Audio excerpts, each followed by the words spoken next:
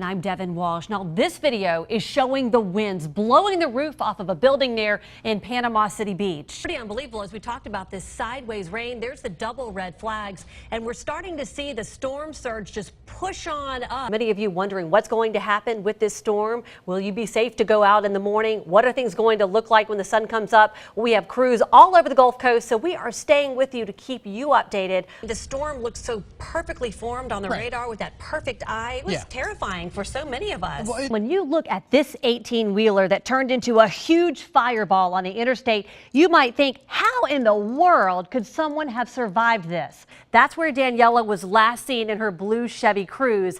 And just less than a mile away, that's the lake where the car was pulled from this morning. So, all right, you've been listening to a news conference with Mobile Police Chief Lawrence Batiste talking about the horrible tragedy that our community has suffered with the shooting death of Officer Justin Billa last night by a homicide suspect. Devon? Well, Roseanne and Pete, we met Erin Billa days after her husband was killed. She wasn't ready to talk on camera yet, but now she is, and she's telling us for the first time about that night and how she lost the love of her life. And when you look at both the governor's race and the Senate race in Florida, and you look at the polls, they are close races. So the president is here hoping to give those candidates a little bump, maybe to rally the base. You know what? There are so many Mobile police officers, and I got to give you guys credit. You guys have done a fantastic job this year. Everywhere you turn, you see the blue lights, and I really have felt safe. We can hook them up. I feel like saying, amen, brother. You got me convinced.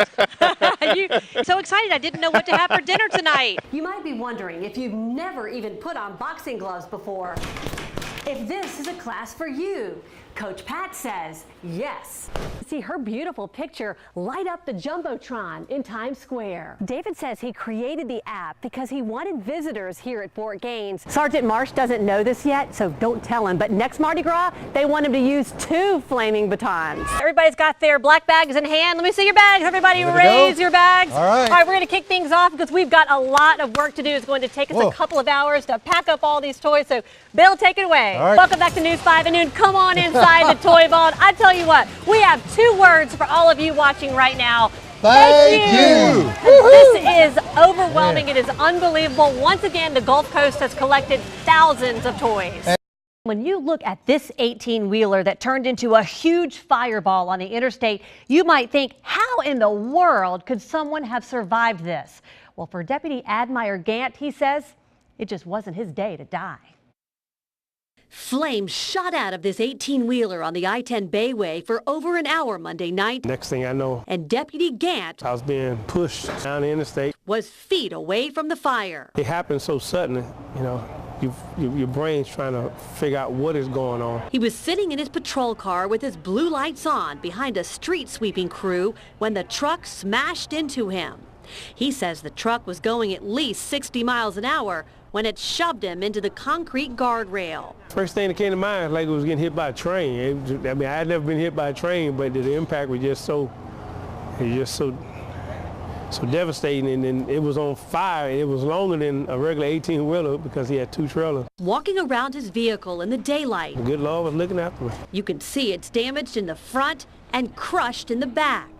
The only part unscathed, That airbag deployed, this one didn't on this side. the driver's seat. You had your little safe compartment right here. We showed him footage of the crash. At the time, did you realize how bad this was? He says it hasn't sunk in that this happened to him. What do you think of when you look at this video today? Oh, it could have been a lot worse. I mean, I could have got hooked onto the vehicle when that fire, erupted. Gant says he's a bit sore today, but he'll take a few bruises over what could have happened to him. I view this as a blessing, definitely a blessing. I mean, God was looking after me. I truly believe that, because it could have been worse. He could have been heavier. I mean, the truck could have, had more weight to it. Well, Deputy Gant says once he was able to get out of his car, even shaken up, he ran over to the 18-wheeler to check on the truck driver, who thankfully had already gotten out safely. He says the driver told him that he saw the blue lights, but he just didn't have time to get over. 10 months. As Devon Walsh tells us, Sarah Stern's recovery is nothing short of miraculous. Her story is also a warning for parents about something your kids might do every time you're on a long trip. It's hard to believe someone could walk away from this crash. But 3 family members did, including 11-year-old Sarah Stearns. My fingers weren't moving and it felt weird. Another driver plowed head-on into the car that Sarah was riding in on Blue Angel Parkway in Pensacola. That driver and her mother's boyfriend died. That spot where they get into an accident, I drive by twice a day. Sarah's father, Dallas, says he didn't know at the time how seriously his daughter was injured. She had taken her seatbelt and put it under her arm to lean up against the door to go to sleep because it was 9 o'clock at night. And when the impact happened, the seatbelts retract and her arm went up and back. That's when the skin and tissue separated from the bone. Trying to move my fingers and my arm wasn't there. Her arm was nearly severed by the seatbelt. For the longest time, she couldn't move her arm at all. Feels like it's gonna fall, right? Over the last 10 months, Sarah has been in and out of the hospital, enduring 6 surgeries, not to mention countless hours of physical therapy to make her arm work again. Something as light as this little stuffed animal, you could not even lift right after the surgery. It was hard to pick up my arm. Sarah impressed everyone as she fought to regain use of her arm.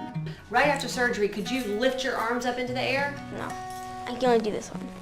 And now, yay, double high five. Sarah's high five even got the attention of the Pensacola Blue Wahoos. Sarah was in a head-on car crash. Her family, friends, and medical team watched as she was chosen to greet the baseball team this season. You could see the nerves on her face beforehand.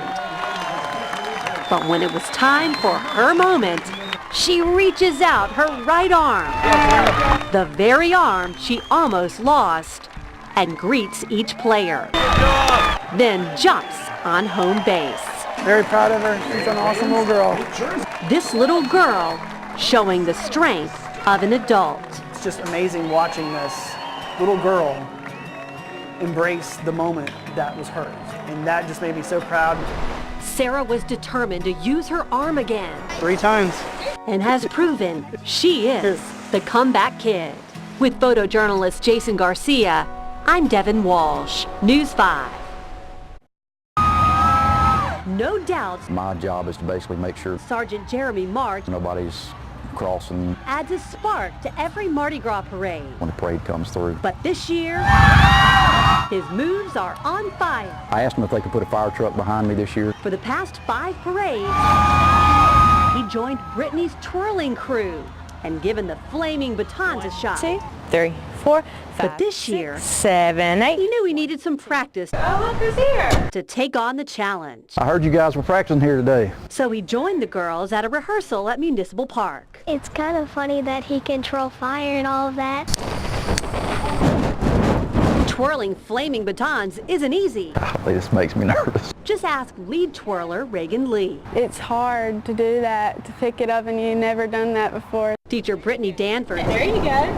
Perfect. That's a figure 8. says she's impressed, especially when he throws it up in the air. I think he did great. He had a few drops, a little bit to work on, but he did great. He finally caught it at the end, and we were all so excited. What is it that you like about the fire?